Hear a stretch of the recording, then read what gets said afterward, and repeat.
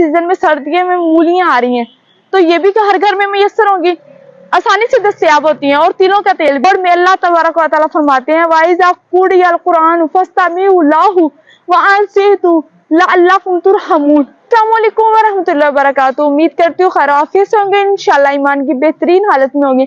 आज जो मैं लाई हूँ वो बहुत ही आजमूदा और बहुत ही अच्छा फार्मूला है, और जो बहुत यानी कि जिनकी अक्सर तकलीफ रहती है, कान में दर्द की, कान में कम बंदा सुनता है या फिर तकलीफ रहती है, कान बहना स्टार्ट हो जाता है, तो इनके मुतल्लक 3 ऐसे तरीके हैं जिन्हें अपनाकर हम अपने कानों को बेहतर भी कर सकते हैं और कान की तकलीफ भी दूर कर सकते हैं। कान से रेशा वगैरह जो भी बहता है और कम जो सुनाई जिन्हें देता है, उनके लिए भी ये बहुत ही बेहतरीन तरीका भी है और वजीफा भी है। एक शख्स था, उसके कान में अक्सर दर्द रहता था, तो उसने महंगी से महंगी दवाइयां परचेज की, लेकिन उससे कोई अफाका ना हुआ। उन्होंने जो तरीका इस्तेमाल किया, जो उन्होंने चीज इस्तेमाल की, तो वो आप लोग भी सुन लें। वो थी कुलंची का तेल। कुलंची तो आपने सबने सुनी होगी, जो कि अक्सर अचार में भी डाला जाती है, और वो कुलंची का तेल लिया उन्होंने। तो तरीका क्या था उसका कि उन्हें नीम गर्म किया, नीम करके यानी कि अपने कानों में 2-2 कतरे दिन में 3 टाइम डालते थे, और उनके कान जब तक उनका मर्ज ठीक ना हुआ, उन्होंने ये अमल जारी रखा।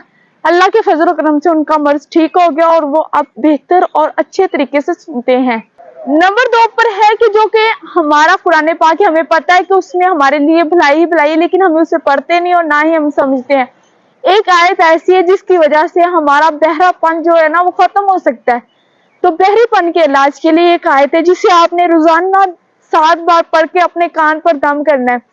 तो वो आयत कौन सी है? पारा नंबर 9 सूरह अराफ आयत नंबर 204 में अल्लाह तबारक व तआला फरमाते हैं वाइज़ा कुरियल कुरान फस्तमिउ लहु व अंसितु लअल्लकुम तुरहमून।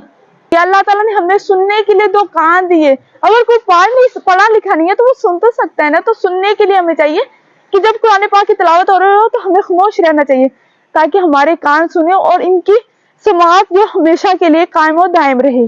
और नंबर 3 और लास्ट एक घरेलू टोटका है जिसे हम आसानी से कर सकते हैं। जैसे कि आपको पता है अगले सीजन में सर्दियों में मूलियां आ रही हैं, तो ये भी हर घर में मैसर होंगी, आसानी से दस्तयाब होती हैं, और तिलों का तेल भी।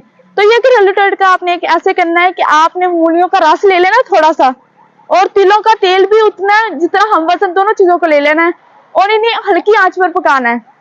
जब ये यानी कि जो रस है वो जल जाए और बाकी सिर्फ तेल रह जाए, तो इसे छान कर किसी बर्तन में आपने महफूज कर लेना है। जब भी आपके कान में तकलीफ हो या फिर पीप निकल रही हो या फिर आपके कान में शदीद दर्द हो, तो आपने करना है कि दिन में 3 बार 3 कतरे दोनों अपने कानों में डालने। इससे ना सिर्फ आपकी बीमारी दूर हो जाएगी बल्कि आपकी समाअत में भी इजाफा होगा।